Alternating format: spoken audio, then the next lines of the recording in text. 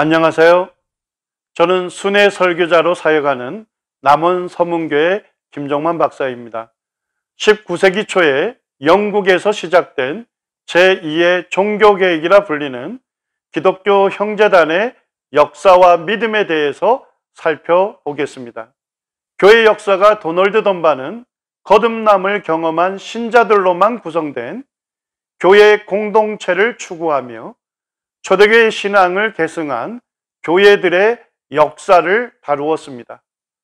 그가 쓴 신자들의 교회에서 19세기에 일어난 특별한 교회 공동체를 소개하였습니다. 그들은 교파의 이름으로 불리는 것을 싫어하여서 그들 스스로 형제들, 성도들 혹은 믿는 자들이라 불렀다.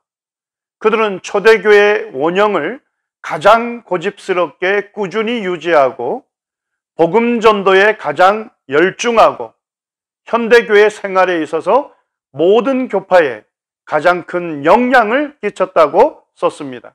그들은 공식적인 명칭을 사용하지 않고 교회에 모인 사람들을 서로 형제들이라 불렀습니다. 이러한 이유로 역사가들은 그들을 기독교 형제단, 크리스천 브레들린 또는 형제교회라 부르게 되었습니다. 또한 영국 플리머스 지역에서 가장 널리 알려졌기 때문에 플리머스 형제단이라 부르기도 하였습니다. 하지만 그들 스스로는 거룩해졌으니 성도로, 믿음을 가졌으니 믿는 자로, 사랑으로 인하여 형제자매로, 순종으로 인하여 제자로, 경배로 인하여 제사장으로, 증거로 인하여 증인으로, 그리스도에게 속했으니 그리스도인으로 자처했습니다. 사도행전 2장에 기록된 대로 오순절날에 믿는 자들에게 성령이 임하심으로 교회가 탄생했습니다. 오늘날까지 2000여 년의 역사가 흘러왔습니다. 핍박받던 초대교회는 로마 황제 콘스탄티누스에 의해 313년에 공인되고 380년에 국교화되면서 제도권 교회로 발전하였습니다. 하지만 제도권 교회에 의해 묻히거나 핍박받기도 하면서 서로 영향을 주고받았던 소수의 교회들도 있었습니다. 교회 역사가 브로드벤트는 순례하는 교회라는 책에서 그들을 신약교회의 원리에 충실한 교회들이라 부르며 기독교 형제단의 역사와 믿음을 다루었습니다. 그 교회에 속한 형제들은 일체 세속적인 제도와 조직의 틀에 얽매인 바 없이 언제나 천성을 향해 가던 순례자들이었다. 오직 그들이 깨달은 주님만을 본받아 그들은 건축자의 버린 돌이 되어 주님의 나라가 임할 때 주님과 함께 유업을 받으리라는 확신 속에서 그 순례의 행진을 계속했던 것이다 라고 브로드벤트는 썼습니다. 현대 복음주의 형성의 선구자라 불리는 제임스 패커는 2000년 한국을 방문했을 때 빛과 소금지와 인터뷰를 하였습니다. 그때 현대 복음주의에 대하여 평가해 달라는 요청을 받았습니다. 그때 제임스 패커는 이렇게 답했습니다. 교단의 측면에서 살펴보자면 어떤 수십 개의 교단의 경우에는 그 안에 복음주의자들이 있습니다. 그리고 또 다른 교단은 전체가 다 복음주의자입니다. 예를 들자면 기독교 형제단 교회가 그렇습니다. 그들은 항상 복음주의였습니다. 지구촌교회 이동원 목사는 형제단의 시작과 발전을 다루는 책 형제들의 모임 교회사에 추천의 글을 쓰면서 형제단 교회를 다음과 같이 소개하였습니다. 맥카피 선교사 주변에 함께 하시는 기독교 형제단 성도들의 믿음은 저에게 잔잔한 충격을 주었습니다. 기성교회 밖에 이리도 순수한 믿음의 형제자매들이 존재한다는 것은 제 믿음의 시야를 넓게 열어주었습니다. 그리고 저의 첫 유학 신학교에서 만난 헨리 할러만 교수는 제 평생의 스승이 되었습니다. 그분도 알고 보니 형제단 출신이고 조지 물러, 짐 엘리엇, 아이언사이드, FF 브루스도 형제단 출신임을 알게 되었습니다. 그리고 넓은 범위에서 전도자 무디, 허드슨 테일러, C.T. 스터드 등이 모두 형제단 영향권의 리더들이었습니다. 라고 썼습니다. 이제 기독교 형제단의 기원과 합장에 대해서 살펴보겠습니다. 19세기 초 유럽의 교회들은 냉랭한 형식주의로 전락하고 복음은 퇴색되었으며 교회는 국가 권력과 결탁하고 있었습니다. 또한 제도권 교회는 종교개혁 이전으로 돌아가는 것 같았고 교회의 권위를 성경이 아닌 교부들의 문서 안에서 찾고 있었습니다. 성경에서 말하는 진리를 추구하는 열정적인 복음주의자들은 더 이상 기성교회에 머물러 있을 수 없었습니다.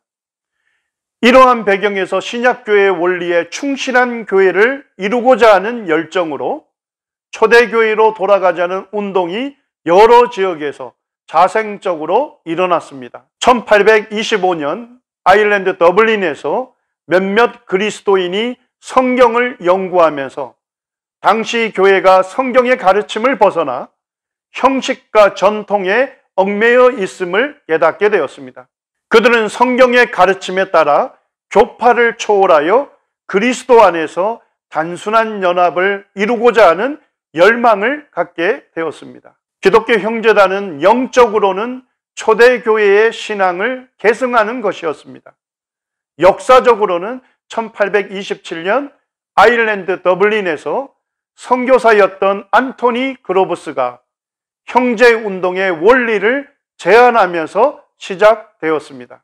이 원리는 그리스도인이라면 누구나 교파를 초월하여 주의 만찬에 참여할 수 있으며 이 예배에는 안수받은 성직자 없이도 오로지 성령의 인도하심을 따라 참여할 수 있다는 것입니다.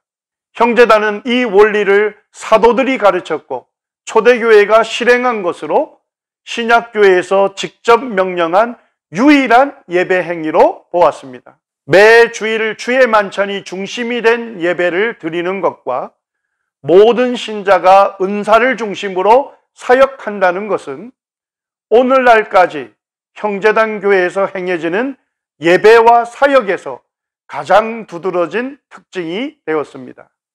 이 원리에 동의하는 여러 사람이 참여하면서 기독교 형제단이 역사적으로 시작되었습니다. 19세기 초 영국 전역에서 많은 형제단 공동체가 일어났습니다. 역사적으로는 아일랜드 더블린에서 먼저 시작하였지만 영국 플리머스에서 가장 큰 규모로 성장하였습니다. 뿐만 아니라 가장 유명해졌습니다. 그래서 이들은 그 지명을 따라 플리머스 형제단이라는 이름으로 많이 불렸습니다. 19세기 중반 형제단은 영국 전역에 걸쳐 매우 빠르게 확산되었습니다.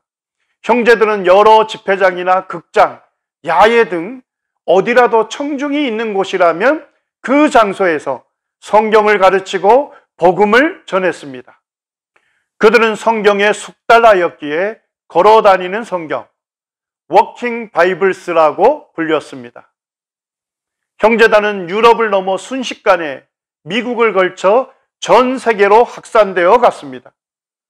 교회 역사가 브라이언 스탠리는 복음주의 세계 확산이란 책에서 형제단이 1940년대 후반부터 영국과 전 세계의 보수 복음주의자에게 상당한 영향력을 행사하기 시작했다고 썼습니다. 또한 20세기 형제들이 국제 IVF나 성서 유니온과 같은 초교파적 기관에서 지도적 위치에 있었음을 밝히면서 다음과 같이 언급하였습니다. 아마 다들 놀랍게도 1960년대에서 1970년대에 보수 복음주의가 얻은 성경에 대한 새로운 지적 확신은 한때 그 특징이 전적으로 근본주의적인 것으로 간주된 한 집단 덕에 얻을 수 있었다. 즉 기독교 형제단의 진빛이 어마어마하다는 것이다 라고 썼습니다. 데이비드 비힐은 근본주의 역사에서 기독교 형제단이 근본주의에 중대한 영향을 미쳤다고 하였습니다. 비힐은 근본주의란 성경 전체를 절대적이고 무오하고 권위 있는 하나님의 말씀으로 믿고 옹호하며 거룩의 교리와 실천에 확고히 선 사람이다 라고 정의하면서 형제단의 조지 니드햄을 다루었습니다. 형제단 소속의 조지 니드햄은 제임스 잉글리스와 함께 나이아가라 사경회를 창설하였습니다. 이 사경회는 미국 근본주의 발달에 중대한 기여를 하였다고 밝힙니다. 나이아가라 사경회에서 도전을 받았던 사람으로 북한 전역에 복음을 전한 선교사 말콤 패닉이 있습니다. 형제단의 다비와 맥킨토시 등과 막힘없는 교제를 하였던 D.L. 무디와 최초로 간주 성경을 만든 C.I. 스코필드는 미국 근본주의에 지대한 영향을 주었습니다.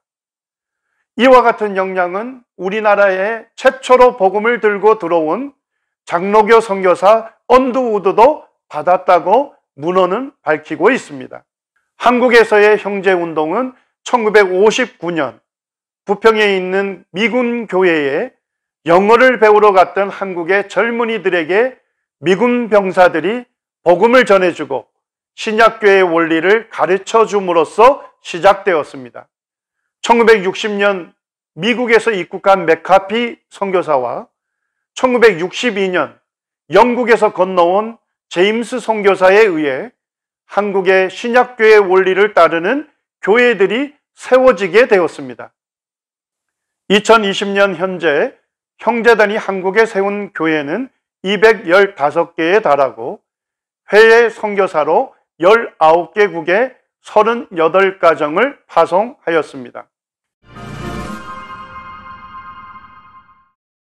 이제부터 기독교 유명인들이 평가하는 기독교 형제단에 대해서 간략하게 살펴보겠습니다.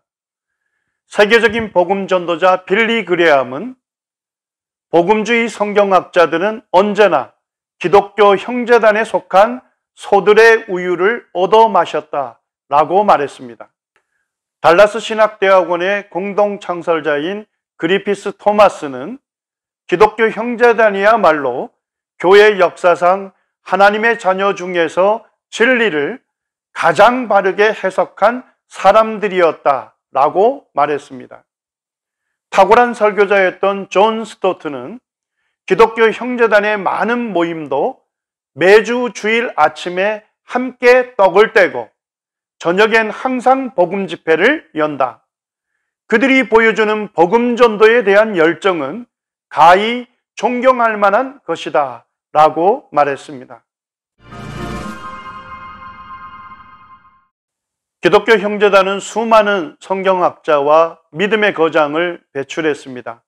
이제부터는 그들 중에서 한국 기독교계에 널리 알려진 형제들을 살펴보겠습니다. 첫 번째로 고아의 아버지요 기도의 사람 조지 물러가 있습니다.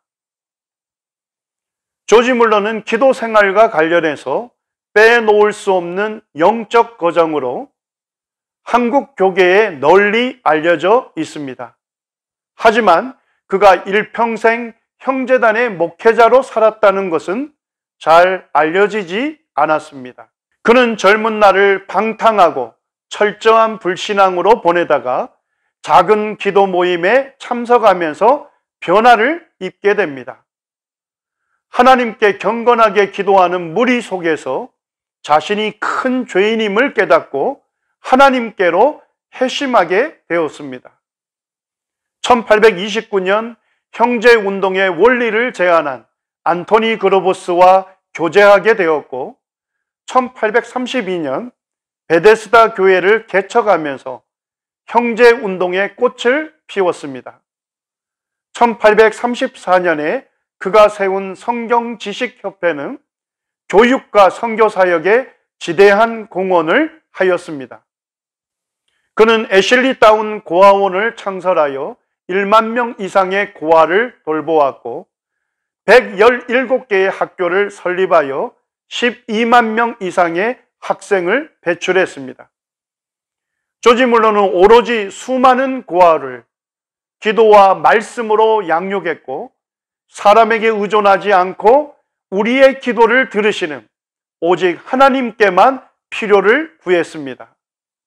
그는 일생 동안 5만 번 이상의 기도 응답을 받았으며 중국 내지 선교회를 세웠고 형제단에서 섬겼던 허드슨 테일러를 포함하여 150명 이상의 선교사를 후원하였습니다. 말년에는 전 세계를 다니며 복음을 전하고 살아계신 하나님을 증거하다가 93세를 일기로 하나님의 품에 안겼습니다. 한국 기독교계에 널리 알려진 형제들 중에서 두 번째로 20세기 최고의 복음주의 신약학자로 불리는 F.F. 브루스가 있습니다. 브루스는 복음주의자가 되는 것과 정직한 지적 탐구가 양립할 수 있음을 증명한 학자로서 한국 교계에 널리 알려져 있습니다.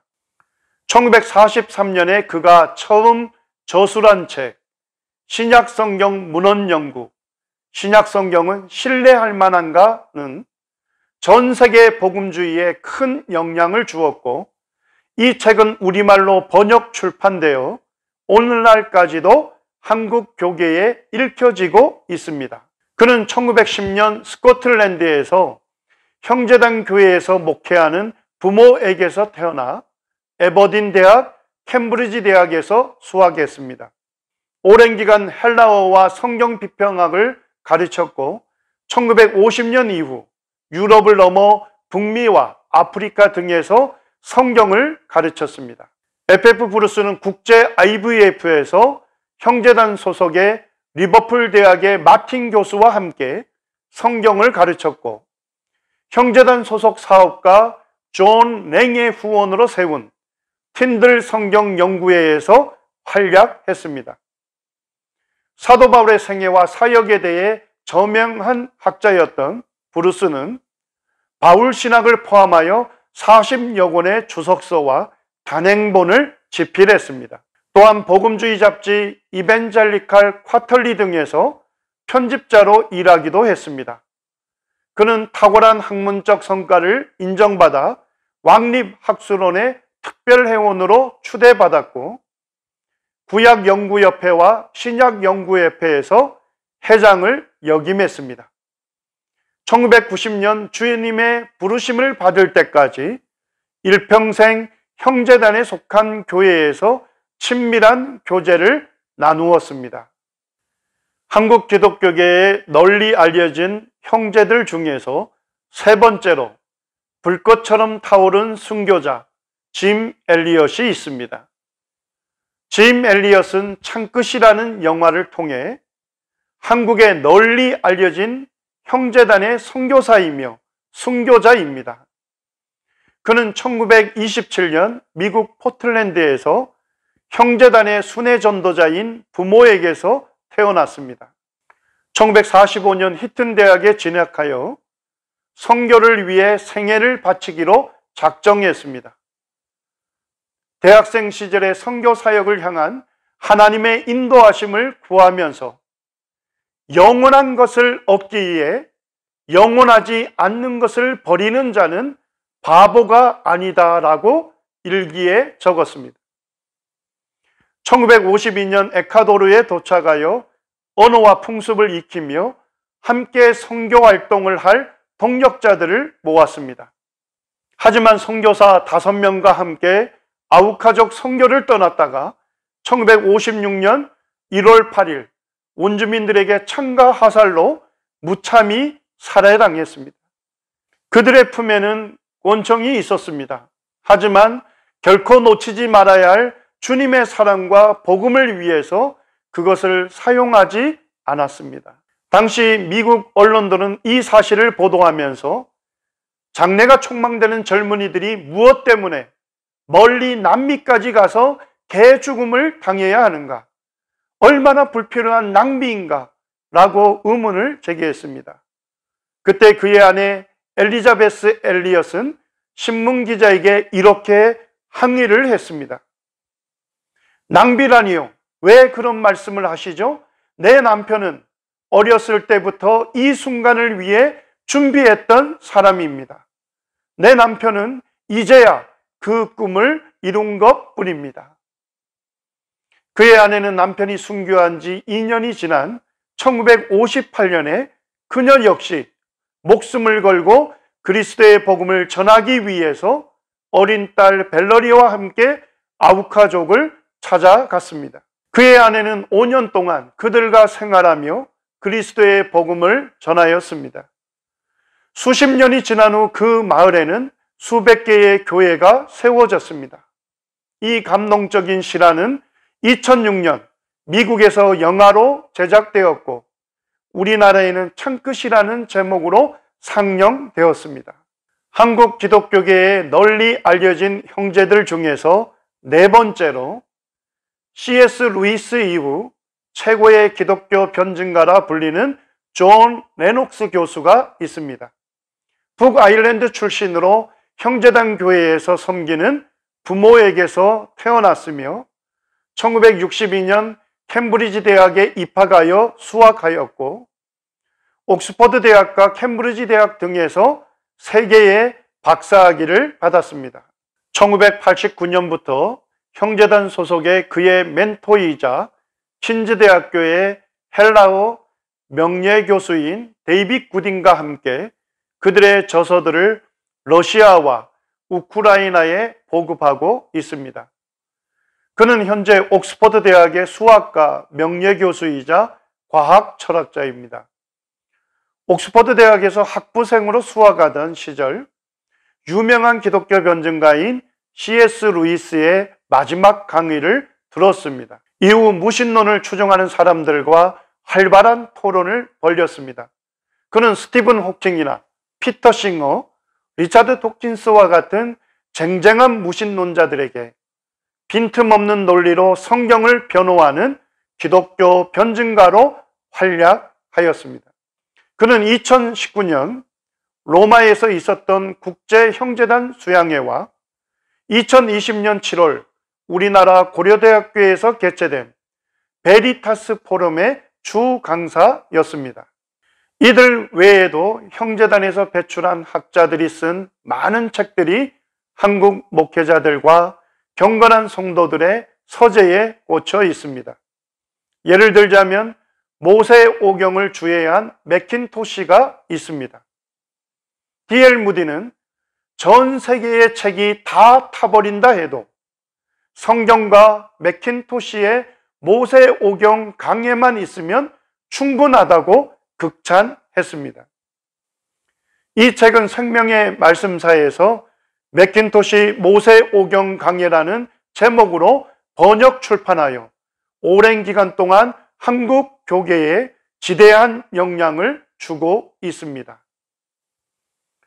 또한 독일 비덴 이스트 성경대학의 학장이었던 형제단의 에릭 사우어는 그의 책에서 창세로부터 종말까지 신구약 성경에 나타난 하나님의 놀라운 구원의 역사를 다루었습니다.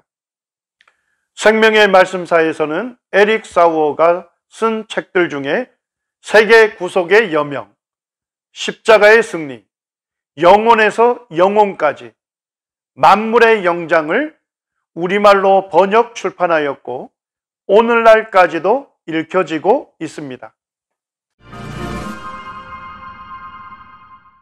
이제 형제단의 교리와 실행에 대해서 살펴보겠습니다. 형제단의 교리와 실행은 절대무한 성경이 유일한 기초요 기준이었습니다. 형제들은 신약 성경을 문자적으로 읽고 사도시대에 실행된 교회의 원리를 그대로 적용하기를 원했습니다. 앨리스터 맥그라스 교수는 형제단은 집중적인 성경 공부에 대한 관심으로 유명했고 그들이 만들어갔던 기독교적 제자도도 성숙한 수준으로 알려져 있었다고 말했습니다. 형제단의 교리와 실행에서 첫 번째 특징은 성경만이 믿음과 실행의 유일한 기초였습니다. FF 브루스는 기독교 형제단은 어떤 사람들인가 라는 주제로 글을 쓰면서 형제단이 믿는 것이 무엇인지를 썼습니다. 사실상 성경 교리에 관한 형제단은 교회사에서 정통적으로 받아들여지는 교리를 그대로 믿고 있다. 이들은 역사적인 기독교 신앙을 확고히 붙들고 있다. 그 이유는 그들에게서 믿음과 실행의 유일한 기초는 절대무한 성경이었기 때문이다. 그들은 복음주의적인 기독교 교리를 받아들이며 하나님의 아들이신 예수 그리스도를 타락한 인류의 유일한 구세주로 믿고 선포하고 있다고 썼습니다. E.S. 모이어도 그의 책 인물 중심의 교회사에서 교리적으로 형제단은 분명히 성경 중심적이었으며 하나님의 말씀에 친근한 학도들이었다고 썼습니다. 형제단은 성경을 그 자체로서 하나님의 말씀으로 받아들였습니다. 절대무한 성경을 그리스도의 신앙과 실천의 유일하고 최종적인 권위라고 믿습니다. 형제단의 교리와 실행에서 두 번째 특징은 예수 그리스도의 재림에 대한 열망과 복음 전도입니다. 형제단의 교리적인 독특성은 세대주의 해석 체계를 지니고 있다는 점입니다. 그들은 성경을 영해하는 것을 거부하고 문맥 속에서 문자적인 올바른 해석을 함으로써 교회와 이스라엘이 구분되어야 한다는 관점을 갖게 되었습니다. 이스라엘에게 약속된 예언은 환란기와 천년왕국 기간 동안 문자적인 방식으로 성취될 것을 믿습니다. 형제단은 하나님의 아들 예수 그리스도께서 하늘로부터 다시 오셔서 장차 닥쳐올 진노에서 건져주실 것이라는 데살로니가전서 1장 10절 말씀대로 교회는 환란기 전에 휴거될 것을 믿습니다.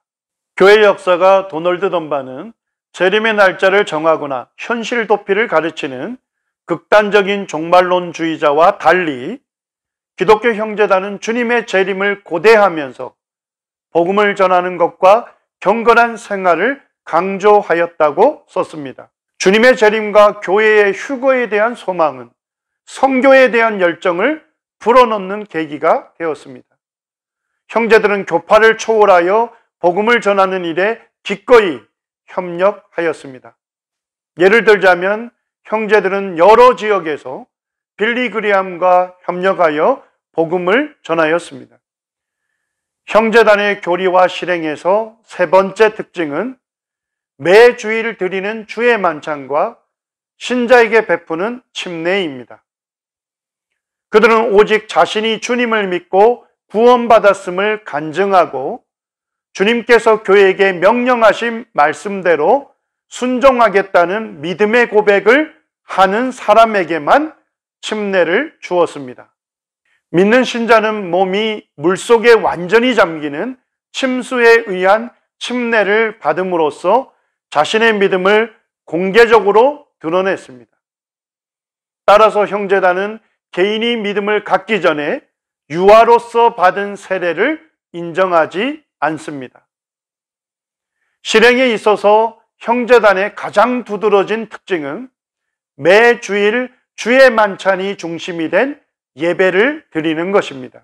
형제들은 모든 신자에게 제사장 직분이 있다는 것과 주의 만찬의 집례를 성직자들에게만 제한하는 것이 성경에 근거가 없음을 받아들였습니다.